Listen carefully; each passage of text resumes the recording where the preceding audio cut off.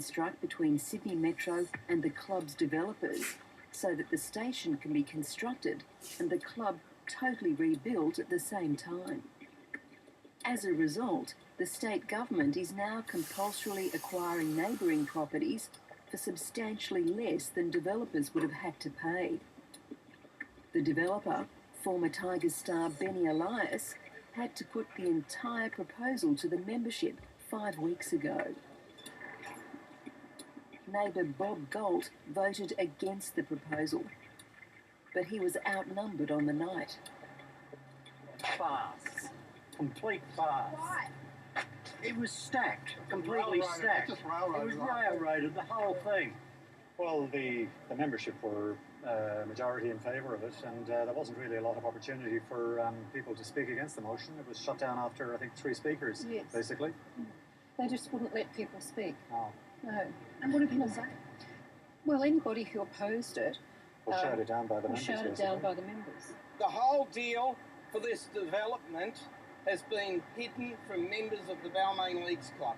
I thought it was overridden by the directors and a lot of emotion thrown in, no fact, no figures. Bob Gold has had his bike shop next to the Tigers for the last 36 years. Last Christmas, a representative from the Tigers Development Group wanted to buy his shop for well over $1 million. But when Sydney Metro arrived on the scene, things suddenly changed. Sydney Metro will now compulsorily acquire his bike shop for several $100,000 less. Bob, you look pretty shocked. Yes, about tonight. I am very shocked about tonight. How are you feeling? Pretty gutted, really. Pretty gutted. I walked into this empty shop with a toolbox in my hand, and all this has happened in the last 36 years. And now they're going to take it off me. I was thinking about retiring, but doing it gracefully when I'm ready, not when they tell me I've got to retire. Bob Gold is not alone. 2 weeks later, inner city residents protested outside Parliament about the project. My name is Tony Parker, I'm the Mayor from Leichhardt Council. I'm here today to talk to you about the Metro and the environmental assessment statement released today. Hi, I'm Wendy Carlisle. In this atmosphere of increasing controversy, Four Corners' request for an interview with the CEO of Sydney Metro was met with a strange response. Instead, we were offered an interview with 3 heads of the major transport bureaucracies: Rod Staples from the Metro, Rob Mason, head of Railcorp, and Les Wallinger, the Director General of the new Super Transport Ministry. It was, we were told, all or nothing. I guess this is a fairly unique experience for all 3 CEOs to be in the same room at the same time talking to the media. And Les, if I can ask you first, can you stand with your hand on your heart and say that this CBD Metro plan is the one? I put my hand on my heart and say that the transport plan that we're now producing for Sydney will be the right transport plan to produce the outcomes our community needs. I put my hand on my heart and say that. I appreciate that. But one of the issues for people in New South Wales is a question of trust, that they have heard plans from government after government, premiers after premier in this state, and I guess their response, more in sorrow than in anger, is we'll see it when we believe it. Yeah, I hear what you're saying. I understand that that's your view. What I'm saying to you is that the plan that we're producing now, we will look very closely and appropriately at the implementation strategies for that plan. We've got a significant program. But can we trust the claims the government is making about how many people will use the Metro? 6 months ago, it admitted it would run nearly 90% empty when it opened. Clearly embarrassed, the government commissioned new models. The passenger numbers rose by 50%. Clearly the government will be embarrassed by the massive growth in the projections. It shows that we didn't get the work right before the project was selected and announced. That's why long-term planning is important. I guess it perhaps gives the appearance that you're looking for a model that gives you numbers which are more suitable to you. Look, everything we do with that transport modelling is in a report this thick that's in the environmental assessment. Anybody that's got any expertise in projection modelling at all can review that and have a look at it. So we're not hiding anything. It's all in the report. The report is 3 volumes, running at 2,500 pages. We brought its passenger projection modelling to an expert transport planner who'd worked for the Victorian government assessing its transport strategy. I wonder whether you could tell me whether the demand modelling that's in the environmental assessment for the CBD Metro allows you to evaluate, scrutinise all the assumptions behind those models. No, not at all, because there are very few of the assumptions that has been used in the model that are reported in the environmental effects statement, even in the technical paper on transport and traffic. The model should be used during the process of evaluating the options for meeting a particular travel demand. Okay. In other words, whether or not to have a metro. Whether or not to have a metro, yes. So what do you make of the fact that it's back to front, this process?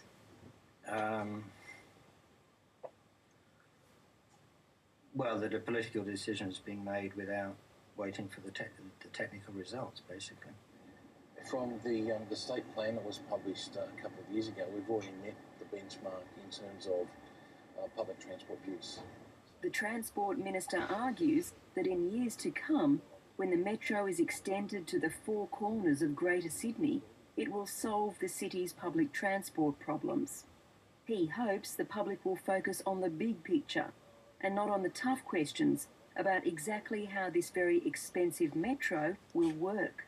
I'm confident that it will play its part as part of the integrated public transport network that we're working on putting in place. Stage 1 is the enabling part of a broader network of metro, and but there is no funding for yet. Every confidence that governments in the future will add to that network, and that it will play a significant role in carrying passengers, carrying the public around Sydney. But you've got no guarantees about that, Minister. There are no guarantees in life. There are no guarantees in life. The risk we have in Sydney is that there's no guarantee that wider network will be built. And if we're sitting in Melbourne or Brisbane, there'd be a lower risk about that because they have better processes, better planning, better delivery. So you have more confidence that you see wider networks rolling out. In Sydney, we don't have that experience. In fact, we have the reverse. As Sydney's population soars, here in the northwest, a city the size of Canberra will emerge in the next decade or so. Bulldozers are hard at work, smoothing and contouring the old cow paddocks into a new housing estate called The Ponds. There'll be parks, bike tracks and schools and eco-friendly homes. Families have been camping in their cars for the last 5 nights just to make sure they get first dibs on their dream block. This particular spot is ideal for young families. And even the suburb sounds nice, the Ponds. Yeah, sounds beautiful. Classy. Classy. It feels like you're on the outer west, but in 10 years' time, this is going to be like a Castle Hill or a Kellyville. Sydney will just keep on growing, expanding. Kimball and Page were first through the doors. They've had their eye on a waterfront block. And the news is all good. That's us over there? Yeah. That's called Waterfall 3. We're directly opposite the park in the middle. You sound like you got what you want. Exactly what we wanted. It's Sydney's newest suburb, and there's no public transport. Do you think it worries people that there's no public transport here? Oh, I think it's a big issue. I feel that the northwest of Sydney just seems to be penalised when it comes to transport. Absolutely. And that's both public transport and driving as well. We've sort of got the worst of both worlds. Public transport is inadequate, and yet the tolls, if you want to drive your car, are astronomical. And they keep going up. Norwest is a big new business park in Sydney's northwest. 25,000 people work here. One of Australia's biggest companies, Woolworths, has its headquarters here. A key part of the Norwest plan was the North West Railway, It would have linked the multi-billion-dollar park to the rest of the city. It's what enticed Liberal Party member Graham Hale to set up his scrapbooking and card-making business here. We saw the business park here at Norwest as an excellent opportunity. One of the factors that we looked at was the proposed public transport, particularly with the opportunity for a rail, which had been promised a number of years. As recently as 18 months ago, there were firm indications that it was proceeding. Now, we made business decisions based on the information that was given to us. And due to the fact that that is being deferred again, we have now come to the conclusion that deferral means cancelled. One of the issues that people have in visiting a location is access, as it is for our staff. And as part of our interviewing process, we asked them, what vehicle do you have? Do you have your own motor vehicle licence? It's now got to the point where we are reluctant to hire staff unless they have their own private vehicle. So you're ruling people out because they don't have cars? Unfortunately, we had no alternative. I think we're in a situation now where we've got a tale of two cities.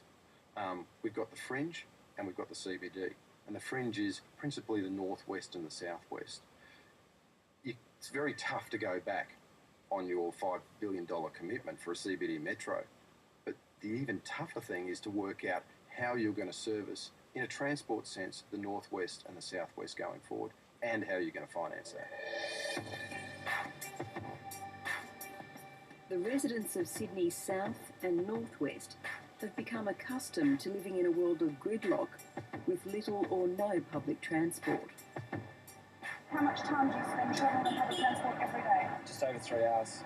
3.5 hours. About 4 hours a day on the bus. Just over 2 hours and much longer if there's traffic. 3 hours a day. The latest transport promise is just 113 buses. The drain on their time and their pockets is starting to show. Most of the people I know have 3 or 4 cars in the driveway.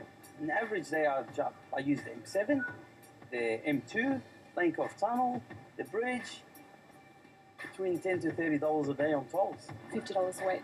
$40? It'd be about $80. Around $25 a day. The first sod of the CBD metro will be turned before the writs are issued for the next state election in March 2011.